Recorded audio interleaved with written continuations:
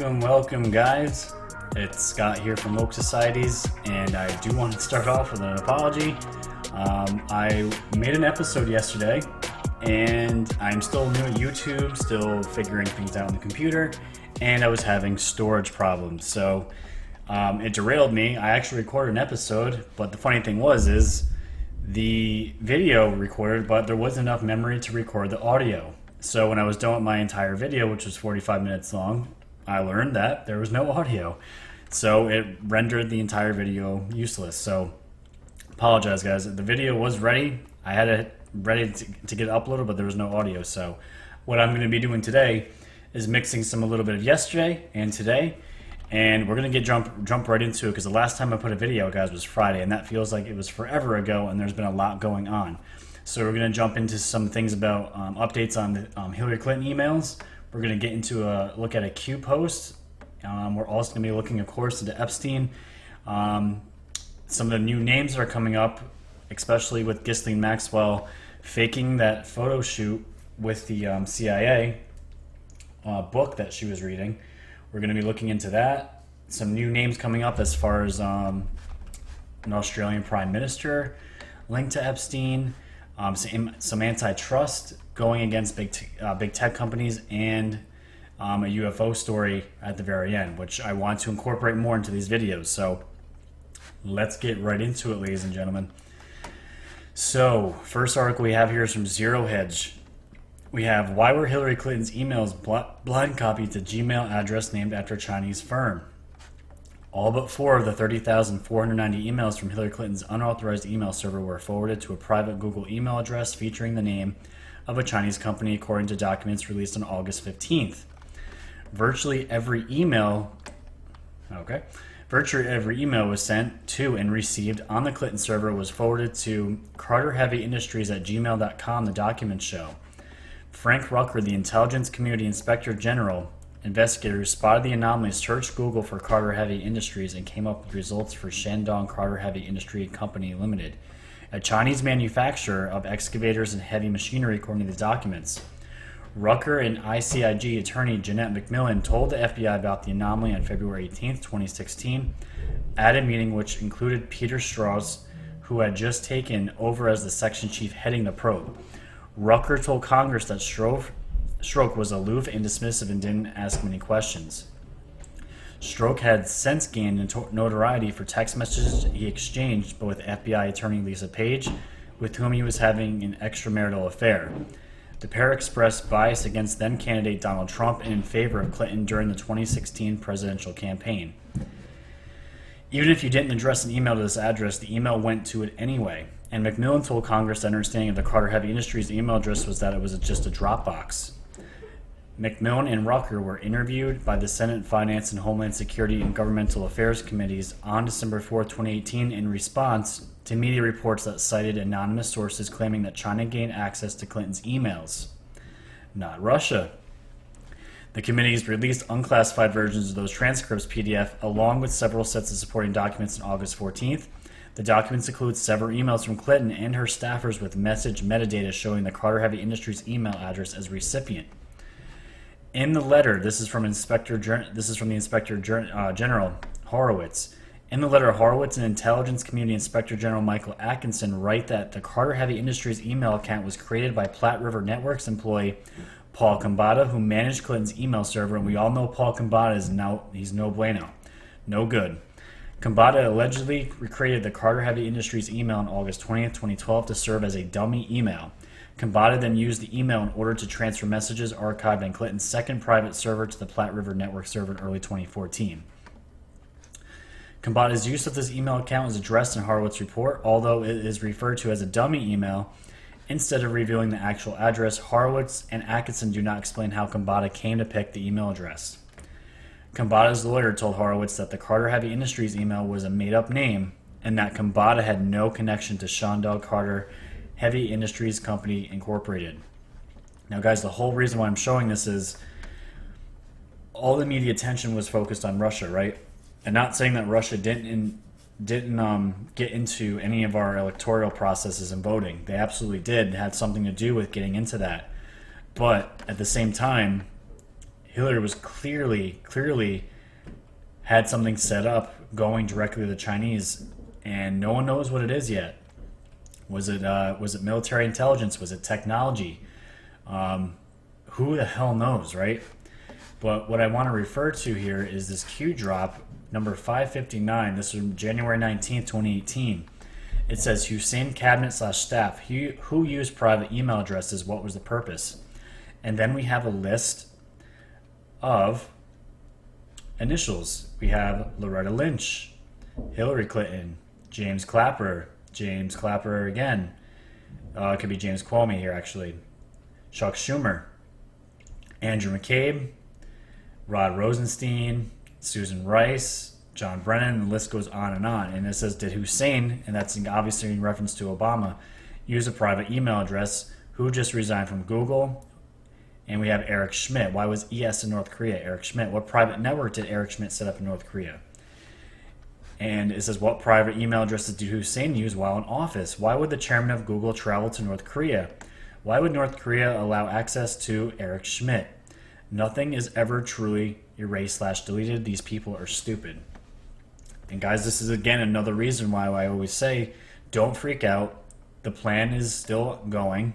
The Patriots have everything. They have all the emails ready, guys. Nothing is truly deleted.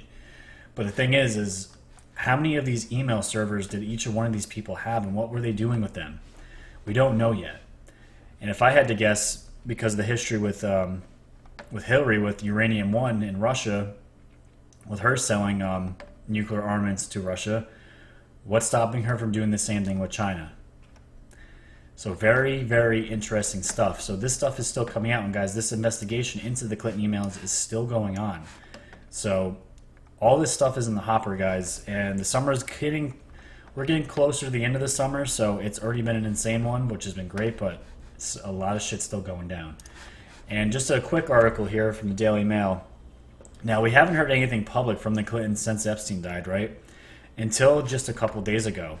Hillary and Bill Clinton attend Iranian millionaire's Hampton feat as tensions grow between U.S. and Tehran just days after Jeffrey Epstein's portrait of president in drag emerged. And you guys saw it in my last episode with Bill Clinton in the blue dress and the red high heels. The oil painting that was found in Epstein's Manhattan apartment. Very disturbing. So apparently these two emerged in a huge party out in Iran. The Clintons hit the Hamptons over the weekend, partying at the home of Iranian billionaire Joseph Monian.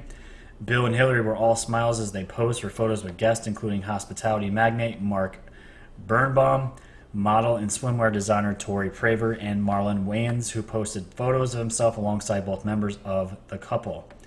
He referred to Bill as the homie and his wife Hillary as the people's president in the images which he shared on Instagram. The party came amid increased tensions between the U.S. and Iran, which are only growing now that a federal judge has approved a warrant to seize an Iranian tanker that has been set to deliver oil to Syria. And here they are, ladies and gentlemen. There's Hillary, there's Bill. Bill has not aged well, and neither has his disgusting wife. And at the same time, DailyMail.com uncovered a photo of Bill owned by the disgraced and deceased financier, which shows the former president in drag wearing a blue off-the-shoulder gown and bright red pumps.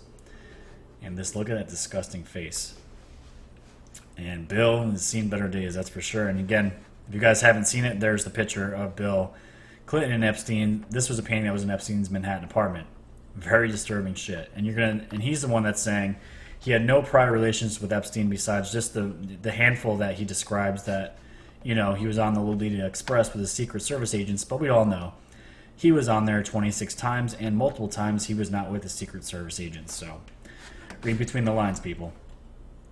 So moving on here. Got to give you guys your daily dose of Epstein and just give you guys updates on what's been going on here. Now, some of these articles are a couple days old, which is okay. I'm just catching you guys up, while I also get caught up as well. Why was Jeffrey Epstein allowed to purchase small woman's panties from the Palm Beach jail? This is from the Miami Herald. A decade ago, during a brief stint in Palm Beach County Jail, convicted sex offender Jeffrey Epstein made an odd purchase at the facility's store. 2 pairs of small woman's panties size 5. It was just one of thousands of dollars of purchases made by the disgraced financier while in jail after pleading guilty in 2008. It goes into what he spent on coffee, which was a lot. But The panties raise questions about why childless male inmate accused of sexually abusing girls as young as 14 would be allowed to buy female undergarments so small that they wouldn't fit an average-sized adult woman. The panties were certainly too small for Epstein, who also purchases briefs and men's medium and sweatshirts ranging from XL to 3XL and size 12 shoes. So what or who were they for, and why wouldn't the purchase raise eyebrows under the circumstances? It's one of many questions that raised from thousands of pages of records obtained by the Miami Herald from the Palm Beach County Sheriff's Office. And guys, as you know already, if you don't know, that same Palm Beach County Sheriff's Office is being currently investigated for the leniency that they gave Epstein back in 2008 when he was first arrested. And they pretty much allowed him to go in and out of the jail whenever he wanted, and allowed him to do this weird shit like getting girls' panties that were looks like they could fit a 14-year-old, and they were allowed inside of his cell. Sick shit, guys. Just disgusting stuff. So let's keep going right through here. We have another article here from the True Pundit. Modeling agency provided Jeffrey Epstein with over 1,000 underage girls. This is crazy. Millionaire and convicted, everyone says the same thing, sex offender Jeffrey Epstein was reportedly provided with underage girls ages 12 and up through a French modeling agency, new reports reveal. One of Epstein's partners, Jean-Luc Bruno, was suspected of providing the pedophile with minors for the purpose of sexually assaulting them. Bruno opened an international modeling agency by the name of MC2, through which he managed to collect approximately 1,000 teenage girls for Epstein.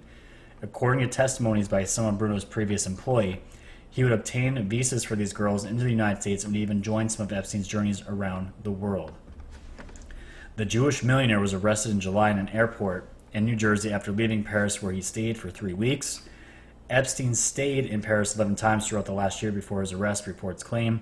Epstein even owned an apartment in the heart of Paris where many underage women were seen alongside celebrities whose names were banned from advertising.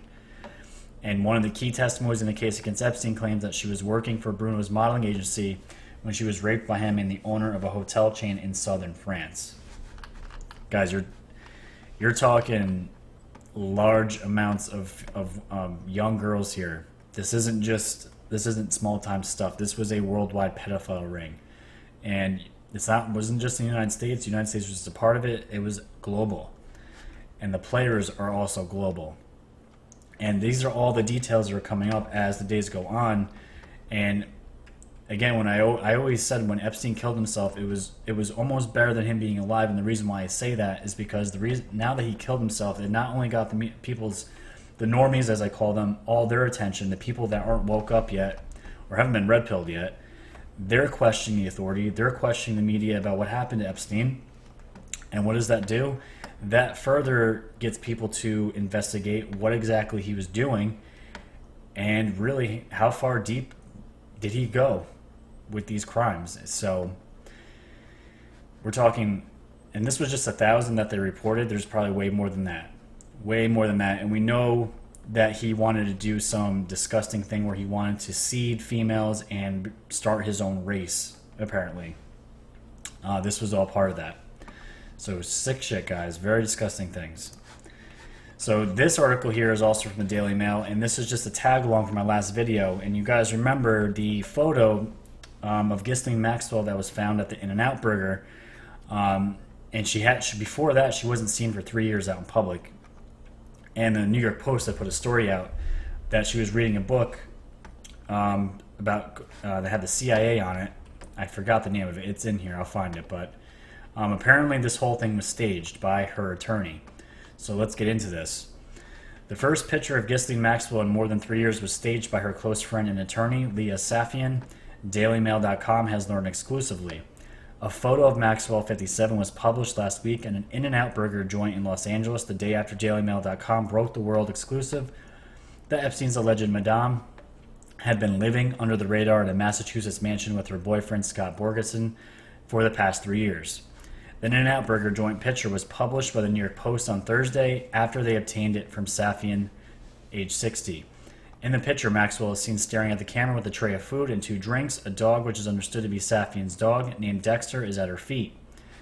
Maxwell is reading a book in the picture, but the little but the title is not visible. The New York Post named the book as the Book of Honor. This was the book I was just referencing, The Secret Lives and Deaths of CIA Operatives.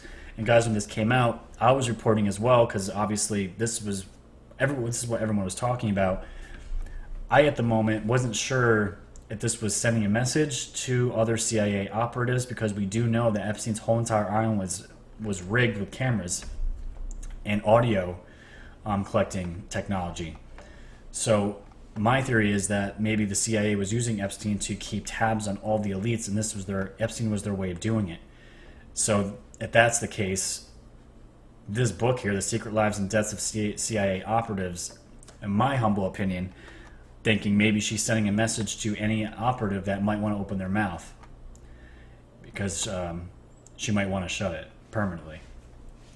But that's my opinion. We'll have to see what happens. According to the photograph's metadata reviewed by DailyMail.com, the photograph is tagged with Metagate. Metadata provides information about the rights of the photograph to users. Safian is president of Metagate Media Investments Incorporated, according to public records. And that was the dog that was at her feet. According to the New York Post, the person taking the photo had surprised Maxwell, who has not spoken publicly on Epstein's arrest or suicide. Maxwell apparently told an onlooker at the In-N-Out Burger, "Well, I guess this is the last time I'll be eating here." But numerous media outlets following up on that story quoted the mystery diner from the pages of the Post, but in later editions online, the Post inexplicably dropped all mention of the diner's serendipitous discovery, instead saying that Maxwell was merely surprised to have been found. The release of the photo has been plagued with questions surrounding apparent inconsistencies. Behind Maxwell can be seen a bus shelter displaying an ad for the movie Good Boys, which opened in the U.S. this past Friday. There's only one problem. That particular bus shelter has displayed a poster advertising the Providence St. Joseph's Medical Center since July 28th and continues to do so, according to Outfront Media spokeswoman Carly Zip. "We think it was photoshopped," says Zip in New York. "We do not have any records of this Good Boys poster being posted there." And that is the end of that article.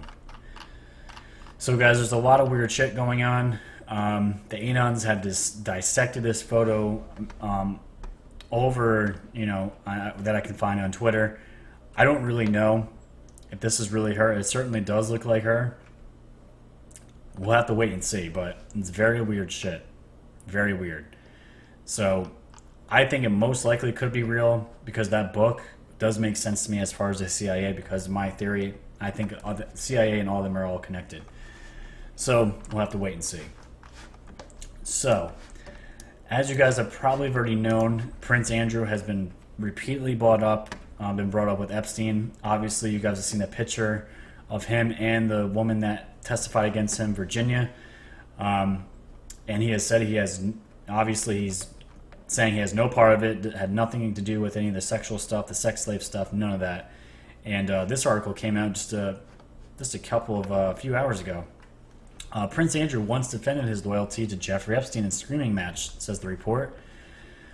Prince Andrew once had a screaming match with a friend who begged him to cut ties with Epstein, with the royal proudly declaring his ongoing loyalty to his pedophile pal, according to the report. The showdown came after Epstein was convicted of sex with a minor, serving jail time in Florida in 2008, with friends desperate for the royal to end his 20-year friendship, according to a 2011 story in Vanity Fair. After Jeffrey was convicted, I phoned Andrew and told him, "You cannot have a relationship with Jeffrey. You can't do these things." And he said, "Stop giving me a hard time. You're such a Puritan." The unidentified friend said, according to the report. From there, our conversation descended into a screaming match, and finally Andrew said, "Leave me alone. Jeffrey's my friend. Being loyal to your friends is a virtue, and I'm going to be loyal to him." Well, it's probably going to be the demise of him, because right after this, I'm going to go show you guys a video. Now, he denies all these things that he did with the sex slave stuff. He was just merely friends with Epstein, right? But we're going to have this video here that shows Prince Andrew peeking out of Epstein's Manhattan mansion, his door, and there's a young woman that comes out right after that. Let's take a look. These sorts of allegations have been around for several years now, and they're rearing their ugly head again. Today, in that statement from Buckingham Palace, strong language denying and trying to create that distance between the Duke of York and Jeffrey Epstein, saying that Prince Andrew is appalled by the allegations made against Jeffrey Epstein. It said any suggestion that he would condone, participate in, or encourage any such behaviour is abhorrent. But what is missing perhaps in the statement is any explanation as to what Prince Andrew was doing staying with Jeffrey Epstein after he had been convicted of paedophilia. And these are the big questions now being levelled at the Duke of York. Their friendship goes back many years. We know that the Duke of York is said to have been introduced to Jeffrey Epstein in the 1990s by Ghislain Maxwell, who's... And that's really what I wanted to show you guys. This video is out everywhere. I saw the original. Epstein comes out first. This is obviously in the winter. Then this woman comes out, and then a couple minutes later, another young woman comes out, and you see Prince Andrew waving to her goodbye, and he's kind of like peeking and looking around and acting all sketchy, and doesn't look good. Does not look good. But this article here is about mystery woman and Epstein and Prince Andrew video. The mystery brunette shown leaving Jeffrey Epstein's mansion in 2010 bears a striking resemblance to the daughter of Paul Keating. The daughter of former Australian Prime Minister Paul Keating has been dragged into the Jeffrey Epstein saga after footage showed a woman resembling her leaving the convicted pedophile's New York mansion in 2010. A woman resembling Catherine Keating waved goodbye in panic goodbye to Prince Andrew in the video published over the weekend, which shows the Duke of York peering out of the $113 million 9-story home just after the wealthy financier was spotted leaving on December 6, 2010. There is no suggestion that Ms. Keating was aware of or involved in Mr. Epstein's criminal activities. But in my opinion, you guys, once you're assimilated to any of this shit, your reputation's shot. So now you have the Prime Minister at the time of Australia, his daughter, tied up in all this shit. So let's see what this is all about. And here we have a picture dropped by my man here, Jordan Sather, in Twitter, saying Catherine Keating, the same one we just saw in the video, the daughter of former Australian Prime Minister Paul Keating, pictured here with Ghislain Maxwell during an event at Maxwell's home in 2013, 3 years after the recent video of allegedly her and Prince Andrew Epstein's home, which I just showed you. You could see her right there, and you could see Ghislain Maxwell right there. I don't know, guys. What do you think? What do you think? And here we have a thread by the Sharp Edge.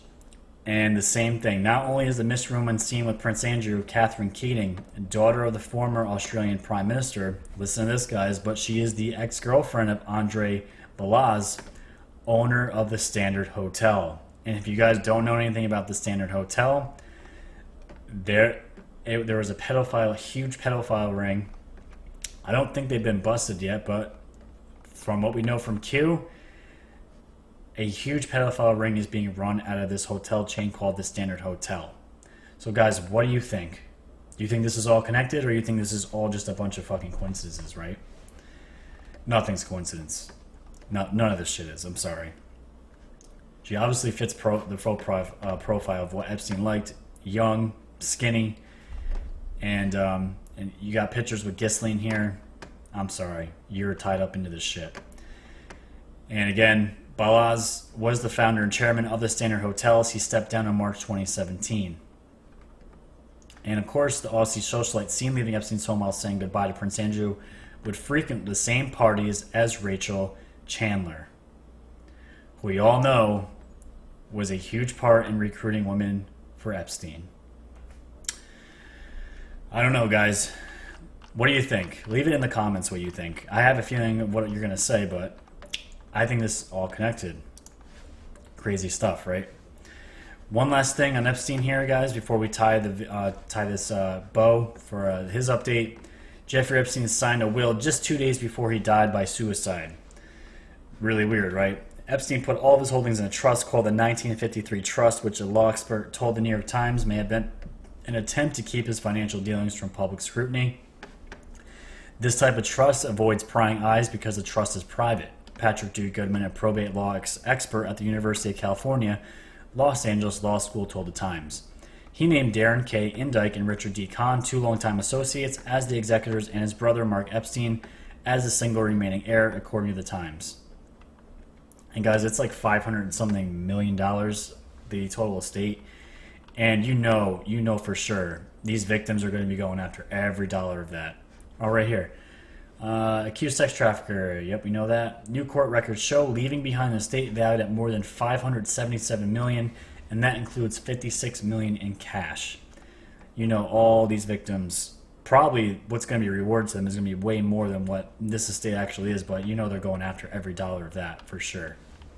But guys, the only reason why I bring this up just quickly is that he made this will 2 days before he died. Again, before he died, supposedly. We don't really know.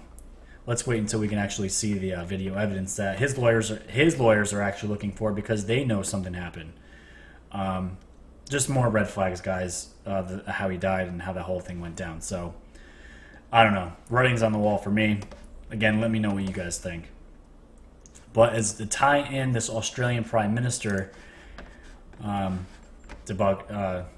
going on, Scott Morrison takes inspiration from Donald Trump's promise to drain the swamp.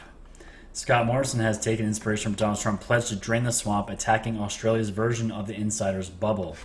Scott Morrison today launched his own version of Donald Trump's promise to drain the swamp with a sharp offensive against public servants and lobbyists. It was the Prime Minister's bid to deflate the Canberra bubble, which he claims contains priorities alien to the concerns of most of the voters.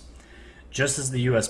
President portrayed government insiders as part of a powerful, unaccountable, elitist swamp that had to be emptied, Mr. Morrison today accused public servants of ignoring middle Australia from the comforts of a bubble. He did so with an array of platitudes. The best teams are the ones where everyone knows what their job is and they do it well, Mr. Morrison said. And of course, he had a 3-word slogan: respect and expect. So guys, this is, for me, with everything going on in Hong Kong, them raising American flags, singing the national anthem. You have Australia now, who we knew was part of the Five Eyes program that was helping spy on not only their own citizens, but also United States citizens, along with New Zealand and the other countries. This is a worldwide movement. And again, this is why I started this channel, because I needed to be part of this. I couldn't just sit around and hold all this information for myself. I wanted to keep everyone updated on the world current events, and this is what this channel is all about. So you see what's going on with Hong Kong. There's actually a video. Let me see if I could pull it real quick here. This was a video of these Hong Kong protesters that were spray painting. I don't know if it's going to load. It probably won't. I don't know. Painting Pepe the Frog. It's right here. I don't know if it'll play, though. Obviously, you guys know Pepe is the huge QAnon symbol for a lot of the memes, a lot of the stuff they drop, which is excellent. But these protesters were painting, spray painting. It was a Pepe the Frog with a press hat on the wall, on these walls in Hong Kong, which is great. So, guys, this is a worldwide movement. It's not just America; it's everywhere. So it's fantastic to see that. So just to move on from that, we're going to get into 1 or 2 more stories, and we're going to wrap this up for today. Now, this is what I can't wait for. States to launch antitrust investigation into big tech companies, reports say. The state attorneys in more than a dozen states are preparing to begin an antitrust investigation of the tech giants, the Wall Street Journal and the New York Times reported Monday, putting the spotlight on an industry that is already facing federal scrutiny. The bipartisan group of attorneys from as many as 20 states is expected to formally launch a probe as soon as next month to assess whether tech companies are using their dominant market position to hurt competition. If true, the move follows the Department of Justice, which last month announced its own antitrust review of how online platforms scale to their gigantic sizes and whether they are using their power to curb competition and stifle innovation. Early this year, the Federal Trade Commission formed a task force to monitor competition among tech platforms.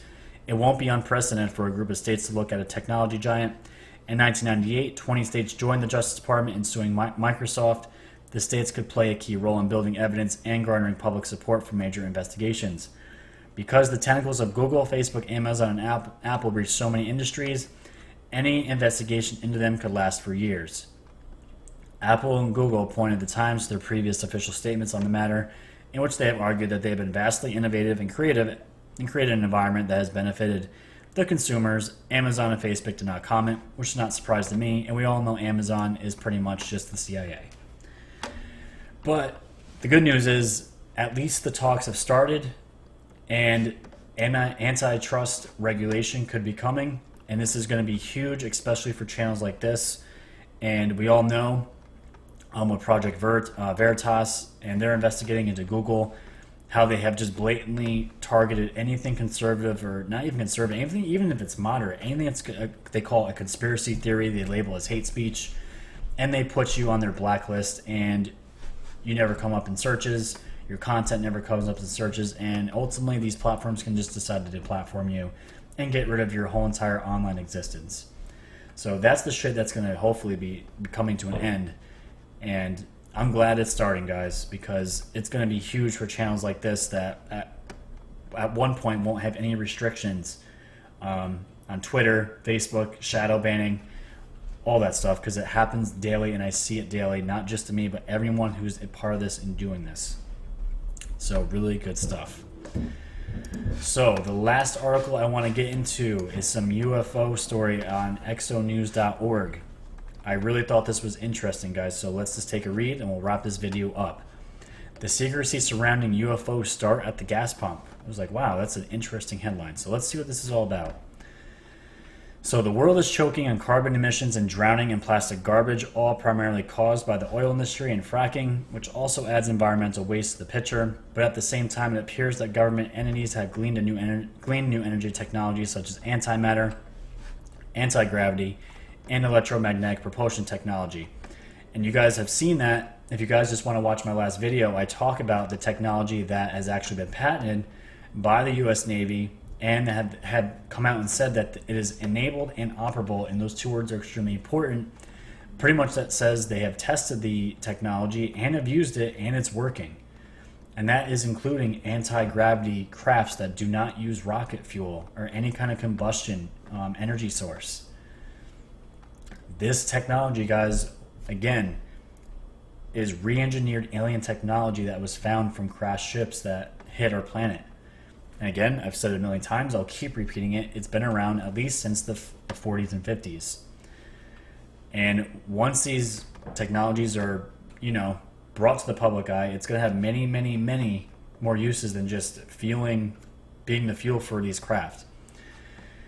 Let's see. Yes, we are a society addicted to and dependent upon fossil fuels, but the bigger problem is the lack of incentive for industry to convert to advanced clean energy technologies that are apparently available. Continuing our oil use and production while changing our lifestyle, as some advocate, by recycling, driving less, eating less meat, won't solve the problem, and it won't. We need to convert our energy technology. It seems obvious that we should insist that industry make a grand effort to convert energy technologies to save our planet, but we see no sign of such an effort. The present U.S. administration has dramatically reversed course on climate protection policies and has encouraged the development of new fossil fuel projects. It is clear that big oil and its well-heeled backers and lobbyists plan to continue drilling new oil and gas wells and pump them until they are dry. In his 2017 documentary Unacknowledged, an expose of the world's greatest secret, Dr. Stephen Greer offers that the world's elite intend to do all that they can to ignore advanced technologies and downplay any mention of the extraterrestrial UFOs that could provide us with incredible new technologies to power and clean up our planet. It's not about hiding the fact that the galaxy is teeming with intelligent extraterrestrial civilizations. It's about hiding the fact that technologies exist that are far superior to fossil fuels. The wealthy elite who control the government know that the introduction of such advanced technology would spell the end of petrodollar, public utilities, and big oil. And guys, the article goes on for a while, but that paragraph right there is essentially what I just want to talk about. There's no question at all. I've had my own experiences. There is absolute life outside of this planet. There's no doubt about it. No doubt about it. The secret space programs have been going on for years. The insiders that were part of those secret space programs, they call it the 20 year and back. Just watch Above Majestic. Watch Corey Good's testimony of what he did in the program while he was in it, while he worked with ETs and human beings alike. and the story will absolutely blow your mind. It's not like, now people always say, well, aliens real. For most people I know, we're past that. We know they're real. They are out there. There's no doubt about it. The reason why the government and the elite have tried to hide them is because the technology that they have, and a lot of the technology we do have, it's in hiding. People who make anything that's like anti-gravity or zero point energy machines that allow you, it's like I've seen them before. They're like a little box. I don't know how big. Maybe a ruler. Maybe, I don't know. Maybe a couple feet long by a foot wide, can power an entire block and run on nothing and just create energy. You have medical stuff that's been trying to get out. All these people that create these things mysteriously die. Now, why does that happen? Because that technology will completely go against and challenge the elite's money and their wealth and the money that they get from fossil fuels and all the other ways that we use power right now with the utility companies. This directly attacks that. So I wanted to drop that in there, guys. Definitely want to get into more of the UFO stuff, but I saw this headline, the secrecy surrounding UFOs start at the gas pump, and it totally makes sense. Usually when there's a question, it usually has something to do with money. If the UFOs were to be disclosed to us, their technology, obviously it would make our entire planet run better, our lives better as human beings, and would solve a lot of these problems. But the fact is, the elite don't want this because it's going to directly affect their wallet. And that is a huge problem, and people don't realize that. So there you have it. All right, guys. So that's going to wrap it up for me today. Again, please like, subscribe, share, talk to your friends and family all about this stuff. You guys know you can email me, hit me up on Facebook, on Twitter. It's all going to be in the description, the show notes, which I'm going to provide links for all these sources here. And again, if you haven't subscribed, hit that subscribe button. We're at 307 now and counting. We broke that 300. It's August 20th. I would love to hit 350 by the end of the month. And we're getting closer and closer to that 500 mark. And guys, thank you so much for all the support you've been giving me. It's been a rough week. I was sick last week, and then I had computer problems, so haven't had a great online presence in the last week and a half, but it's okay. We're getting back and running, which is fantastic. So expect to see me, guys, in about 2 days with new content. And until then, stay woke.